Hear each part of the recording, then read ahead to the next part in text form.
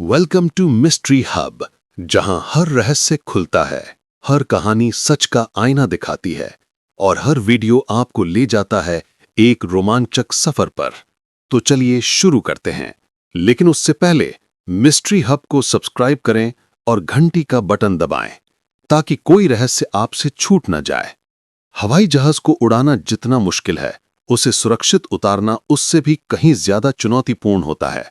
दुनिया की सबसे बड़ी एविएशन कंपनियां, सबसे अनुभवी पायलट्स और आधुनिकतम टेक्नोलॉजी, इन सब के बावजूद भी एक लैंडिंग का पल हमेशा किसी भी फ्लाइट का सबसे संवेदनशील मोड़ होता है।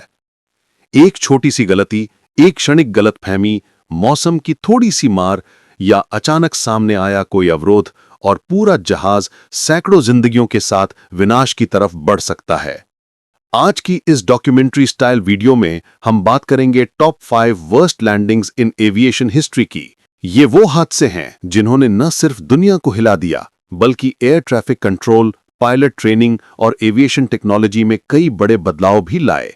तो चलिए शुरू करते हैं इस डरावने सफर को और सबसे पहले चलते हैं 1977 में उस हादसे की तरफ जिसे अब तक का सबसे भयानक एयरपोर्ट ट्रेजेडी कहा जाता है, टेनेरिफ डिजास्टर। 27 मार्च 1977 का दिन, कैनरी आइलैंड्स का एक छोटा सा एयरपोर्ट, लॉस रोडियोस एयरपोर्ट, आज का टेनेरिफ नॉर्थ एयरपोर्ट। इस जगह का नाम शायद कभी दुनिया ने याद न रखा होता अगर उस दिन वहां दो बोइंग 747 जंबो जेट्स आमने सामने न टकराए होते। ये एविएशन का वो हादसा है जिसमें 583 लोगों की मौत हुई, यानी आज तक का सबसे घातक एयरलाइन डिजास्टर। 2 एयरलाइंस इसमें शामिल थीं। Number 8, KLM royal Dutch airlines, flight 4805।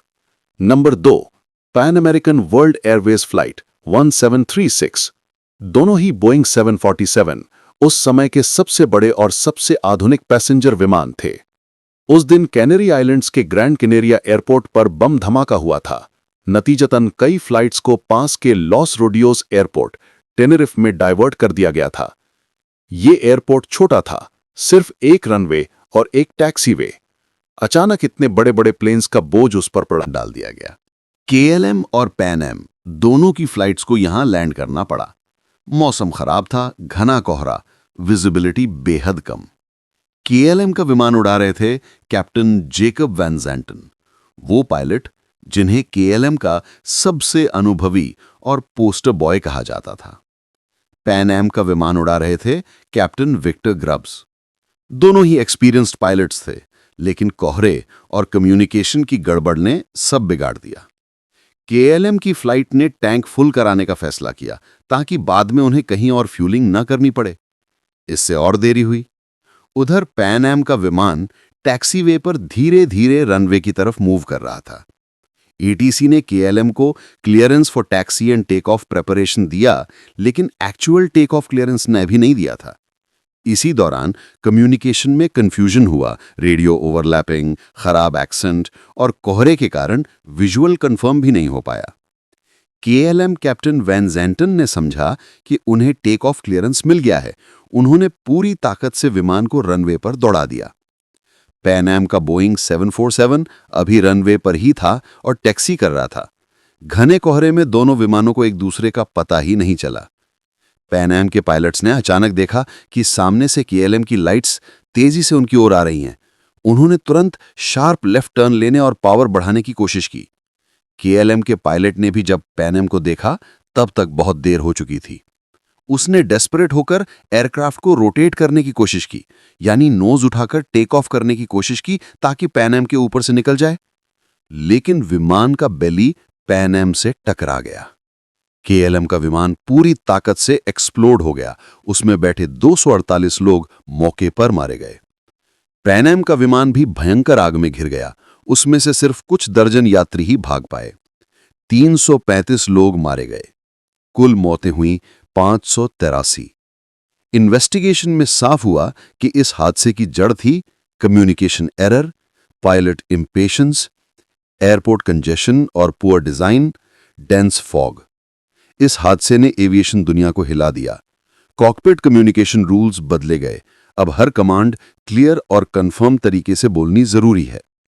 CRM यानी क्रू रिसोर्स मैनेजमेंट नाम का नया कॉन्सेप्ट आया, यानी क्रू के सभी मेंबर्स को बराबर बोलने और पायलट की गलती सुधारने का अधिकार। एयरपोर्ट्स ने टैक्सीवे और रनवे डिजाइन्स बदल दिए। आज भी टेनरिफ डिजास्टर की फोटो और रिकॉर्डिंग्स देखकर रूह कांप जाती है।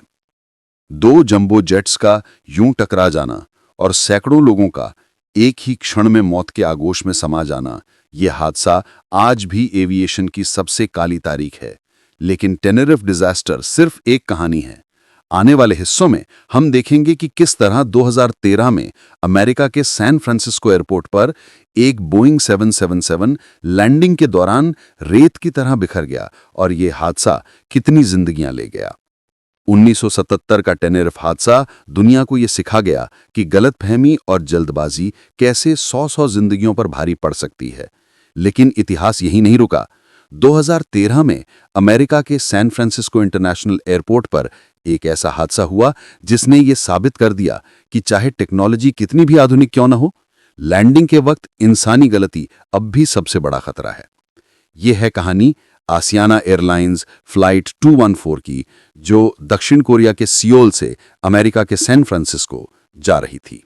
यात्री 291, क्रू 16, कुल लोग 307। ये फ्लाइट दुनिया के सबसे व्यस्त ट्रांस पैसिफिक रूट्स में से एक थी। बोइंग 77 उस समय का सबसे सुरक्षित माने जाने वाला विमान था। सैन फ्रांसिस्को का मौसम साफ था, लेकिन उस दिन रनवे 28L पर इंस्ट्रूमेंट लैंडिंग सिस्टम यानी ILS काम नहीं कर रहा था।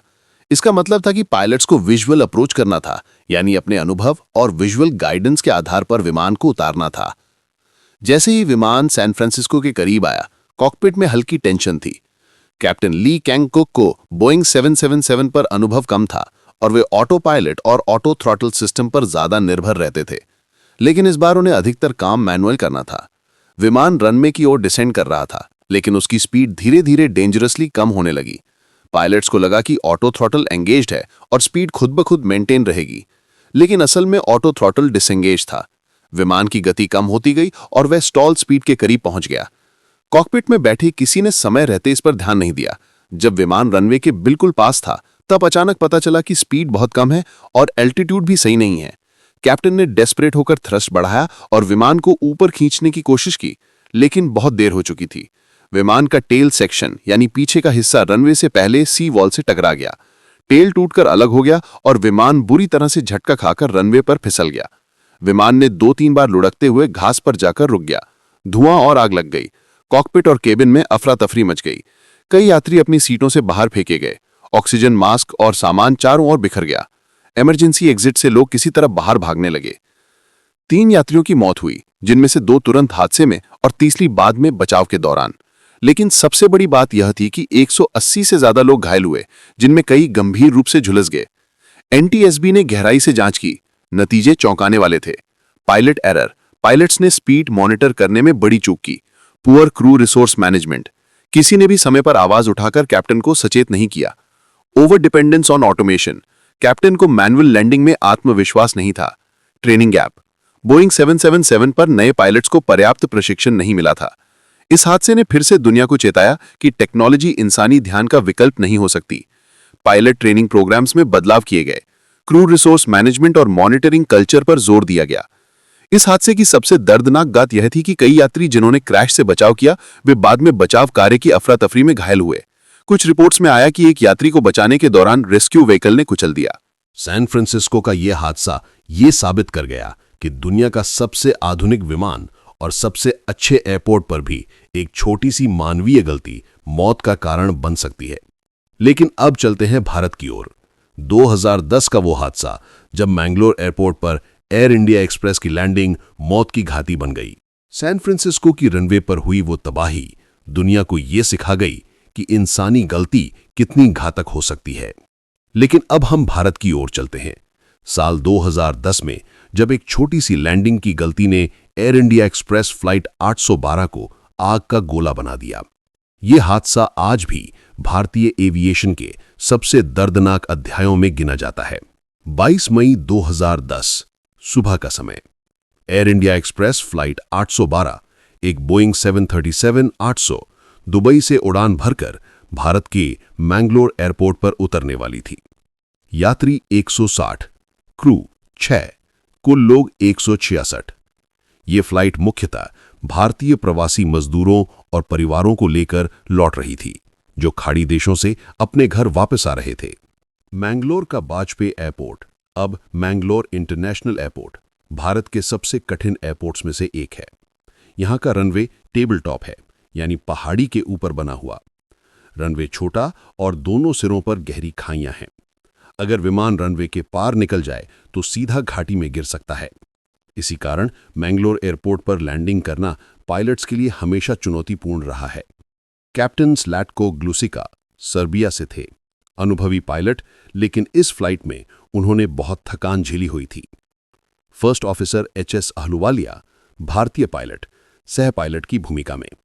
कॉकपिट वॉइस रिकॉर्डर से बाद में पता चला कि कैप्टन शायद पूरी फ्लाइट के दौरान सोते रहे और लैंडिंग से कुछ ही मिनट पहले जागे। जैसे ही विमान मैंगलोर पहुंचा, वेदर ठीक था, लेकिन अप्रोच में कई गड़बड़ियां हुई। विमान बहुत ऊंचाई पर था। लैंडिंग पाथ काफी लंबा और तेज था। फर्स्ट ऑफिसर बार बार चेतावनी देता रहा कि गो अराउंड, यानी दोबारा चक्कर लगाकर फिर से कोशिश करें, लेकिन कैप्टन ने बार बार इग्नोर किया और लैंडिंग जारी रखी। विमान ने रनवे को लगभग 2000 फीट आगे जाकर टच किया, यानी रनवे के बीच से भी आगे। अब रनवे में बची हुई लंबाई बहुत कम थी। जैसे ही विमान रनवे पर दौड़ा, ब्रेक लगाए गए, लेकिन स्पीड बहुत ज्यादा थी। विमान रनवे के अंत तक पहुंच गया और टेबल टॉप रनवे से नीचे घाटी में गिर पड़ा। जैसे ही एयरक्राफ्ट गिरी, उसमें भीषण आग लग गई। विस्फोट और आग की लपटों ने पूरा विमान जलकर राख बन गया। कुल 166 लोगों में से 158 की मौत हो गई। केवल 8 लोग किसी तरह से बाहर निकल पाए। बचे हुए लोग गंभीर रूप से घायल हुए और उन्होंने बयान दिया कि पूरा जहाज एक आग के दरिया में बदल गया था। बचाव कार्य बेहद कठिन था, क्योंकि विमान घाटी में गिरा था और आग बहुत तेज थी। भारत के डीजीसीए और अंतर्राष्ट्रीय एविएशन एजेंसियों ने मिलकर जांच की। नतीजे चौंकाने वाले थे। कैप्टन ग्लुसिता फटीग और माइक्रोस्लीप में थे। सीवीआर से पता चला कि उन्होंने टेक ऑफ के बाद लगभग 1 घंटा 40 मिनट तक कॉकपिट में कोई बात नहीं की, यानी वो सो रहे थे। लैंडिंग के समय उन्होंने बार बार गलत जजमेंट दी। फर्स्ट ऑफिसर ने बार बार गो अराउंड कहकर चेताया, लेकिन कैप्टन ने अनसुना किया।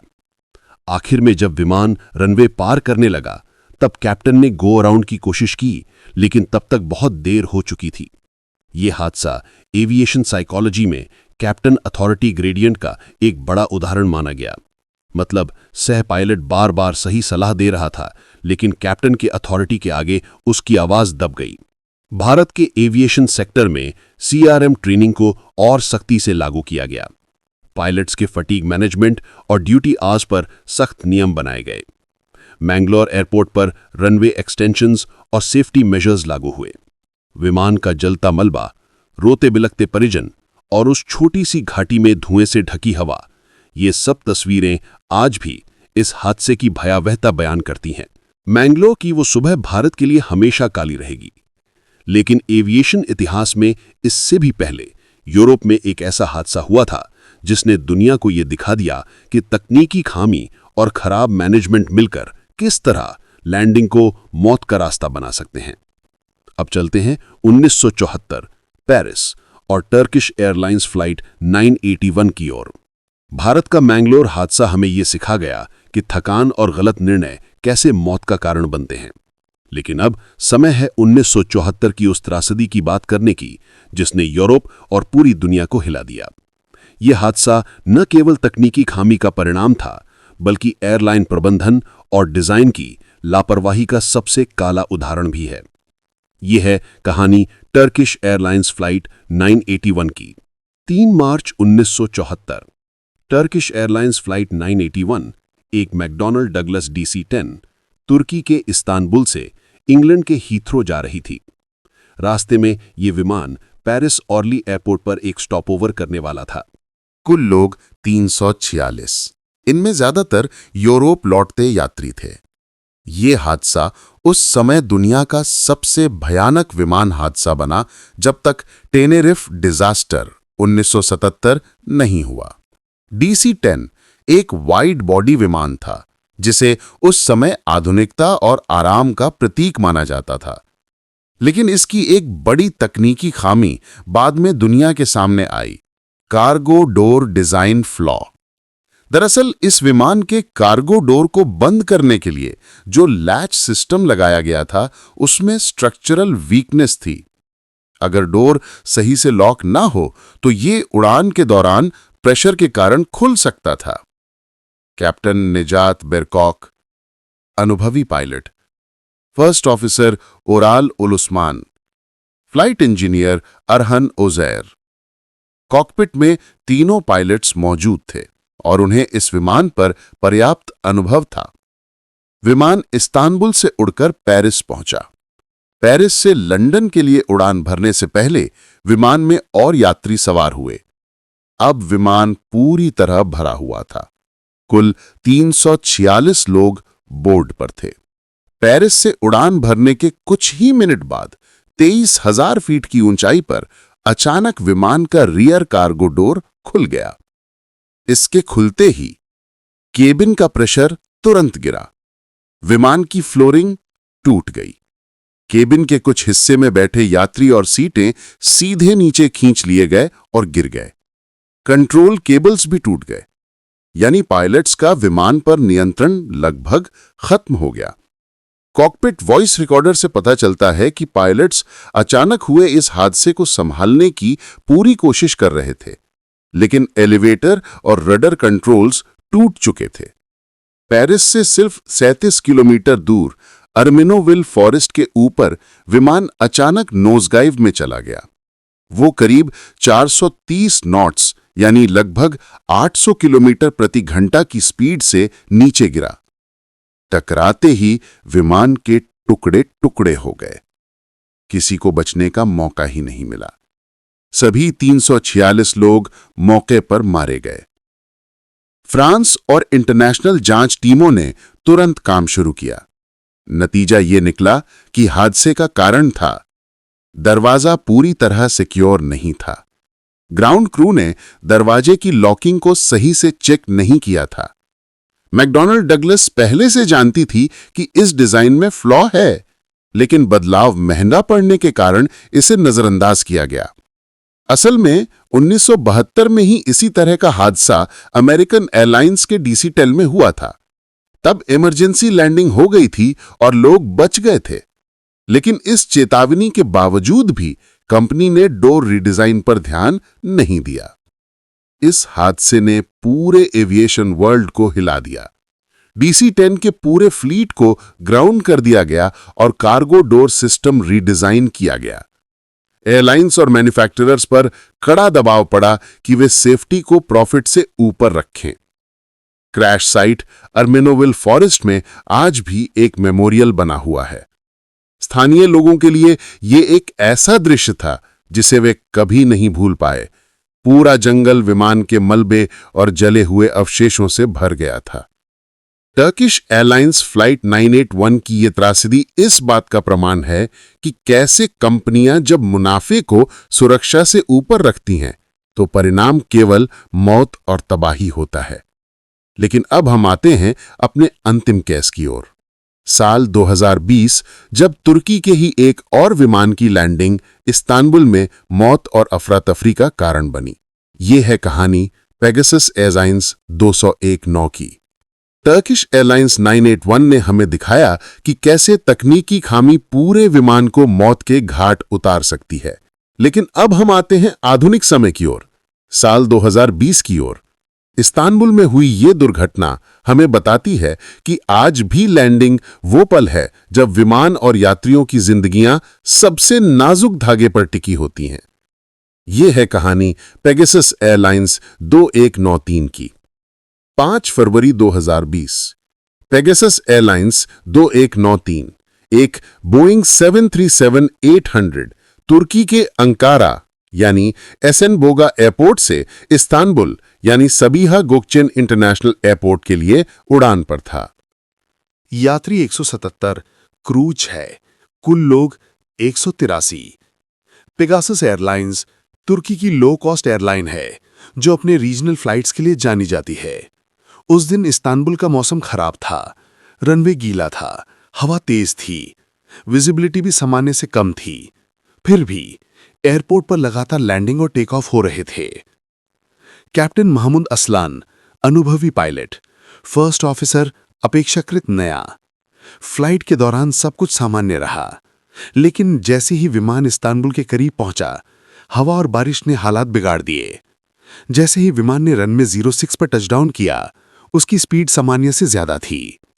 विमान लगभग 22 नॉट्स के तेज क्रॉसविंड से जूझ रहा था। टचडाउन रनवे के निर्धारित बिंदु से काफी आगे हुआ, यानी विमान ने रनवे पर उतरते ही अपने लिए जरूरी दूरी खो दी थी। पायलट्स ने ब्रेक लगाने और रिवर्स थ्रस्ट देने की कोशिश की, लेकिन रनवे गीला था और फ्रिक्शन कम था। विमान तेजी से फिसलता चला गया और रनवे के अंत में मौजूद एम्बैंकमेंट से नीचे गिर गया। जैसे ही विमान ढलान से नीचे गिरा, वो 3 बड़े टुकड़ों में बट गया। कॉकपिट और आगे का हिस्सा अलग हो गया, मिडिल सेक्शन बुरी तरह फट गया, टेल भी टूट गया। विमान में आग नहीं लगी, लेकिन टूटने और झटकों से अफरा तफरी मच गई। यात्रियों ने चीखते चिल्लाते हुए इमरजेंसी एग्जिट से बाहर भागने की कोशिश की। कई यात्री घायल होकर सीटों के नीचे दब गए। कुल 3 लोगों की मौत हुई और 180 से ज्यादा घायल हो गए।